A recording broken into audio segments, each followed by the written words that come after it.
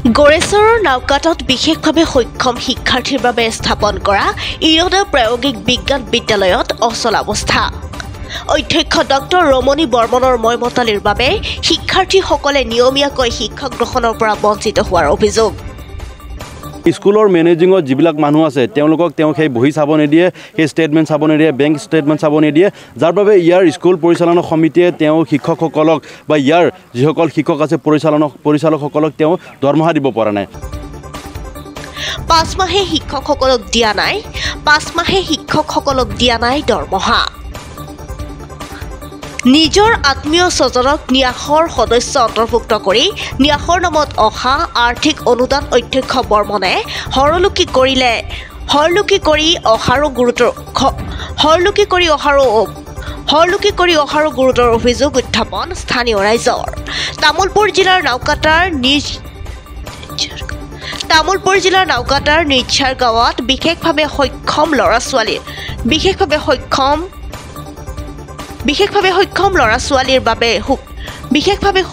ল'ৰা ছোৱালীৰ সুবিধাৰ্থে স্থাপন কৰা ইৰদা প্ৰায়োগিক বিজ্ঞান বিদ্যালয় নামৰ শিক্ষানুষ্ঠানখনত বৰ্তমান চৰম অচলাৱস্থা চলি থকাৰ অভিযোগ উত্থাপন হৈছে। অধ্যক্ষ ডক্টৰ ৰমণী বৰ্মনে নিজৰ খেয়ালখুচি মতে কাম কৰাৰ অভিযোগ স্থানীয় ৰাইজৰ।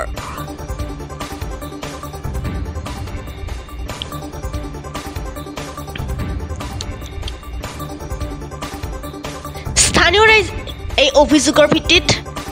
অভিযোগৰ বাবে এনেধৰণৰ কাৰণৰ বাবে স্থানীয় ৰাইজে দেওবাৰে এখন ৰাজহুৱা সভা আহ্বান কৰি অধ্যক্ষ ডক্টৰ ৰমণী বৰ্মনক সভালৈ আমন্ত্ৰণ জনাইছিল যদিও সভাত উপস্থিত নাথাকিল ডক্টৰ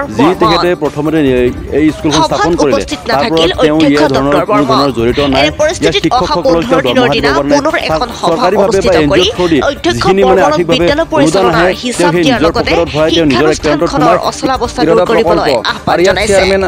আমি জনাত ৰমণী বৰ্মন তেখেত এজন দেখাত মানে ডক্টৰ বৰ্মনক বিদ্যালয় পৰিচালনা কৰিবলৈ দিয়া নহ'ব বুলি উস্কাই দিয়ে। আহি ইয়াত মানে ৰাইজক মানে যিবিলাক আমাৰ সমাজৰ আগবঢ়া যিবিলাক সমাজৰ ব্যক্তি আছিল মানে বুদ্ধিজীৱী হওক বা শিক্ষক সমাজক তেখেতে প্ৰলোভন দি বা তেখেতসকলক টুপি পিন্ধাই তেখেতে এটা বেপাৰ কৰিছে। বেপাৰটো হ'ল এইখন মানে প্ৰকল্পত যিবিলাক ল'ৰা ছোৱালী পঢ়ে বিশেষভাৱে সক্ষম এই ল'ৰা ছোৱালীবিলাকক নামত যিবিলাক টকা আহে আচলতে যিবিলাক চেক আহে বা বিভিন্ন ধৰণে চৰকাৰী বেচৰকাৰী সংস্থা বা ব্যক্তিগতভাৱে যিবিলাক টকা আহে এই ধনৰ তেওঁলোকে মানে তেওঁ কি কৰে নিজৰ পৰিয়ালক লৈ এটা ট্ৰাষ্ট এটা গঠন কৰি এই টকাবিলাক তাত সোমাই লয় আৰু তেখেতে মানে এই টকাবিলাক খাই আছে। এতিয়া তেখেতক মানে এইটো মানে স্পষ্ট হৈ গৈছে।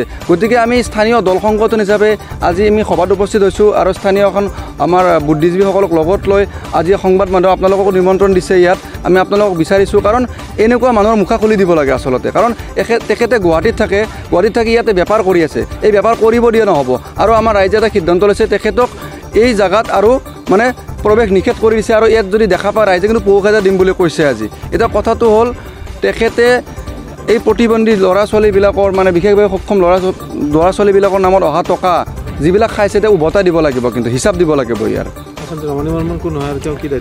আমি জনাত ৰমণী বৰ্মন চেয়াৰমেন বুলি আমি কৈছে বা জানো চেয়াৰমেন বুলি। তেখেতে এই যিটো মানে প্ৰকল্প চেয়াৰমেন বুলি কৈছে আৰু এই প্ৰকল্পটো তেখেতে ইয়াতে আনিছিলে আৰু এই মানে বিভিন্ন ৰাইজৰ মাটি গাঁৱৰ মাটি এইবাৰ তেখেতে মানে আবণ্টন দি লৈছে আৰু মানে ইয়াত তেখেতে বিভিন্ন আভুৱা ভৰা কথা কয় মানে সংবাদ মাধ্যমক মাতি আনি তেখেতে বিভিন্ন ধৰণৰ কথা কয় আৰু ইয়াত ইতিমধ্যে প্ৰমোদ বড়ো ডাঙৰীয়াও আহি গৈছে। প্ৰমোদ বড়ো ডাঙৰীয়া অলৰেডি 50 লাখ টকাৰ এটা মানে তেখেতে মানে এটা বিল্ডিং আবণ্টন দিছিলে, এইটো হৈ গৈছে, কিন্তু এই বিল্ডিংটো এনেৰে পৰি আছে। আচলতে মানে ৰমণী বৰ্মনে ইয়াতকৈ একো কৰিব পৰা নাই ইয়াত। সাংবাদিক বন্ধুসকল, আজি আপোনালোকে অশেষ কষ্ট স্বীকাৰ কৰি আমাৰ মাজলৈ আহি আমাৰ এই ইৰদা বিদ্যালয়ৰ আভ্যন্তৰীণ বিষয়ে জানিবলৈ যত্ন কৰাত আটাইকে ধন্যবাদ জ্ঞাপন কৰিছোঁ। যে কথা হ'ল এইটোৱে যে আমাৰ ইয়াত আজি কেইবাবছৰ আগতে ডক্টৰ ৰমণী বৰ্মনদেৱে আমাৰ ইৰদা বিদ্যালয় এখন প্ৰতিবন্ধী ছাত্ৰ ছাত্ৰীসকলক লৈ স্থাপন কৰাৰ এটা ৰাইজৰ লগত আলোচনা কৰি নিৰ্জাৰ গাঁও ৰাইজৰ আবদ্ধত থকা চৰকাৰী মাটিত স্থাপন কৰে আৰু এই বিদ্যালয়ৰ যোগেদি বিভিন্ন ৰাইজক মিছা প্ৰলোভন দি তেখেতে এই বিদ্যালয়খন চলাই নিছিল আৰু আমি ৰাইজেও তেখেতৰ কুভিখণ্ডি নুবুজি একেবাৰে হাৰে সিমুজি আমি ইয়াত লাগি পৰিলোঁ আৰু বিদ্যালয়খনত ঠিক তেনেকৈ প্ৰতিবন্ধী ছাত্ৰ ছাত্ৰীসকলক ভৰ্তি কৰা বিদ্যালয় এখন চলাই নিয়া হ'ল। কিন্তু দুখ আৰু পৰিতাপৰ বিষয়ে যিমানে সময় গৈ আছে এই বিদ্যালয়খনৰ পৰিৱেশটো খুব বেয়াৰ ফালে গ'ল। শিক্ষকসকলৰ দৰমহা বা অন্যান্য কোনো প্ৰতিবন্ধী ছাত্ৰ ছাত্ৰীসকলৰ ৰক্ষণাবেক্ষণৰ কোনো ব্যৱস্থা নাই। এই লৈ তেখেতৰ লগত যুঁজা কৰি আমি ইয়াৰ মানে পৰিৱৰ্তন আনিবৰ কাৰণে তেখেতৰ অনুৰোধ কৰিছিলোঁ। কিন্তু তেখেতে সেইবিলাক কথাত কাণ খাৰ নিদি নিজা পৰিয়ালকেন্দ্ৰিক ট্ৰাষ্ট কমিটিখন গঠন কৰে আৰু নিজৰ খেয়ালখুচি মতে মানে বৰ্ড অফ ডাইৰেক্টৰ এখন সমিতি গঠন কৰি এই হেৰিখন অনুষ্ঠানখন চলাই থাকে। কেনেকুৱা মানুহ মানে তেওঁলোকৰ আপোন মানুহ, নিজৰ ভাই ককাই, ভাই বোৱাৰী বা নিজৰ ছোৱালী এই সকলক লৈ এই অনুষ্ঠানখনৰ ট্ৰাষ্ট কমিটি গঠন কৰিছে। ফলত আমি ৰাইজে ইয়াৰ আভ্যন্তৰীণ কোনো কথাই বুজি নাপাওঁ। কোনো হিচাপ নিকাচ বা ক'ৰ পৰা কেনেধৰণৰ ধন আহে এইবিলাক কথাও আমি নাজানো। আমি অশেষ কষ্ট স্বীকাৰ কৰি আমি ইয়াত জড়িত থকা লোকসকলে 2-4 পইচা সংগ্ৰহ কৰি ইয়াত জড়িত থকা শিক্ষকসকলক বা যাৱতীয় কাম কাজখিনি আমি আজিলৈকে চলাই দি আছোঁ। সেয়েহে আজি এখন ৰাজহুৱা সভা অনুষ্ঠিত হয় আৰু এই ৰাজহুৱা সভাত তেওঁ অনুপস্থিত থাকে। ৰাইজে সেই লৈ খুব দুখ প্ৰকাশ কৰে। পুনৰ আজিৰ পৰা 15 দিন পিছত আৰু এখন ৰাজহুৱা সভাৰ দিন ঠিক কৰি তেখেতক উপস্থিত থকাৰ কাৰণে অনুৰোধ জনোৱা হয় আৰু ইয়াৰ সকলোখিনি কথা ৰাইজৰ লগত বুজাবুজি কৰি এই অনুষ্ঠানখনক কিভাৱে জীয়াই ৰখা হয় ইয়াৰ উপায় উদ্ভাৱনৰ কাৰণে সিদ্ধান্ত গ্ৰহণ কৰা হয়। হয়তো আপোনালোকে লগ পালে, ময়ো মিটিঙত ব্যস্ত আছিলোঁ। আজি ডক্টৰ ৰমণী বৰ্মনৰ মানে ওপৰত এখন ৰাজহুৱা সভা হৈছিল ইয়াতে। এই সভাত আমাৰ অঞ্চলৰ তামোলপুৰ ডিষ্ট্ৰিক্টৰ গোৰেশ্বৰ ৰাজচক্ৰৰ নাওকাটাৰ নিজাৰ গাঁৱত আমাৰ সভাখন অনুষ্ঠিত হৈছিল আৰু এই অঞ্চলৰ ৰাইজে ভাগ লৈছিল। এই সভাখনত ডক্টৰ ৰমণী বৰ্মনে ইয়াতে যিখন ইৰদা ট্ৰাষ্ট চলাই আছে এইটো সম্পূৰ্ণ পৰিয়ালকেন্দ্ৰিক হয় আৰু তেখেতে একনায়কত্ববাদ চলাই আছিল। তাৰ কাৰণে ৰাইজে আজি ওলাই আহিছে। গতিকে ইয়াতে কোনো ধৰণৰ একনায়কত্ববাদ পৰিয়ালকেন্দ্ৰিক কোনো ট্ৰাষ্ট ইয়াতে চলাব দিয়া নহয়। তেখেতে প্ৰতি মুহূৰ্ততে প্ৰতিবন্ধীৰ কথা কৈ থাকে, হোৱাটছআপ ফেচবুকত বিভিন্ন কথা লিখি থাকে প্ৰতিবন্ধীৰ বিষয়ে। কিন্তু তেখেতে ইয়াতে অহা যিবিলাক মানে আবণ্টিত ধন বা বিভিন্ন কথা তেখেতে হৰণলুকি কৰিছে আৰু তেখেতে হয়তো বুদ্ধিয়ক মানুহ, বেলেগত খৰচ দেখাব পাৰে, কিন্তু এই অনুষ্ঠানৰ নামত অহা ধন টকা পইচা ইয়াতে কিয় নাহে? ইয়াৰে যিবিলাক শিক্ষকক এটা সাধাৰণ এটা মাননি দিয়া যায় সেই মাননিখিনি 4-5 মাহ দিয়া নাই।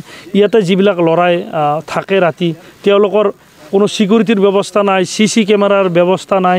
ৰাতি লাইন গ'লে আন্ধাৰত থকা অথচ এইখন শ্মশান আছিল। আমাৰ গাঁৱৰ মানুহে ভুলতেও মানে অকলে আহিব সাহস নাই। তেনেকুৱা অৱস্থাত আজি প্ৰতিবন্ধীৰ ওপৰত তেওঁ খেলা কৰিছে। আগতেও তেখেতৰ এনেকুৱা ঘটনাবিলাক জানে। প্ৰতিবন্ধীক লৈ তেখেতে আচলতে হত্যা আৰু মানে ধৰ্ষণৰ গোচৰত অভিযুক্ত। তেনেকুৱা ব্যক্তি এজনে ইয়াতে এটা অনুষ্ঠান চলাই পেলাই আমাৰ ৰাইজে বুজি পোৱা নাছিল, এতিয়া লাহে লাহে বুজি পালে। গতিকে তেনেকুৱা ব্যক্তি একজনক আমি ইয়াতে স্থান নিদিওঁ। তথাপিতো ৰাইজৰ ফালৰ পৰা আমাৰ ইয়াতে আজিৰ সভাত তেখেত উপস্থিত নহ'ল। আমি আগতীয়াকৈ খবৰ দিছিলোঁ তেখেতক আৰু 15 দিন সময় দিছে। 24 ফেব্ৰুৱাৰীৰ আকৌ এখন ৰাজহুৱা সভা অনুষ্ঠিত হ'ব। গতিকে তেখেতে যদি এই সভাত উপস্থিত হৈ এই যিখন ট্ৰাষ্ট যিখন গঠন কৰাৰ ৰাইজে পৰামৰ্শ দিছিল বা বৰ্ড অফ ডিৰেক্টৰ, এইটোতো বহুত ডাঙৰ মানে স্বৰ্গত থকা যেন আমাক দেখায়, কোনো লগ নাপায় মানুহখিনি।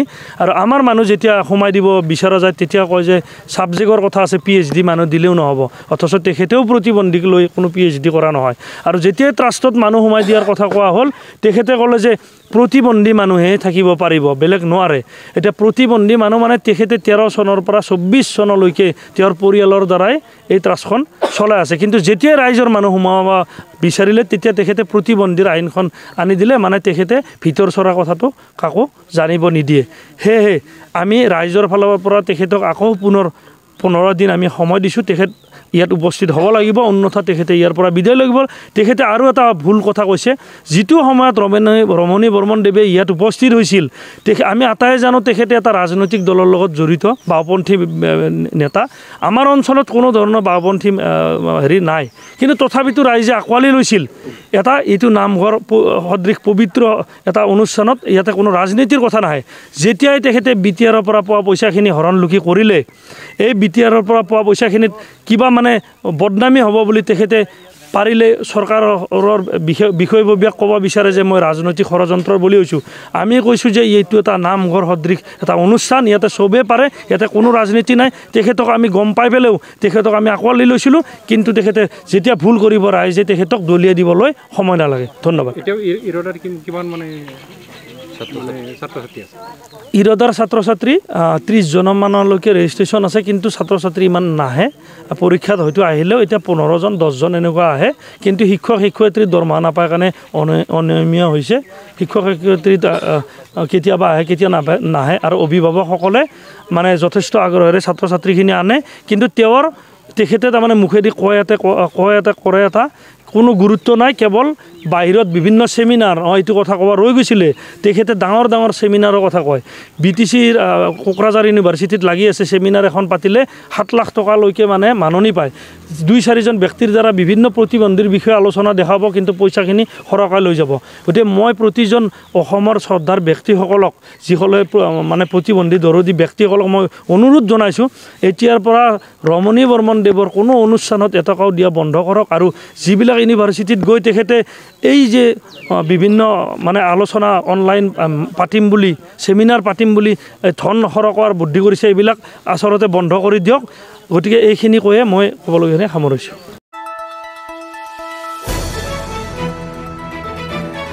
দ্য নিউজলেণ্ডছ, অবিৰত তথ্যানুসন্ধান, আপোনাৰ সেৱাত খবৰ সন্ধান। দ্য নিউজলেণ্ড।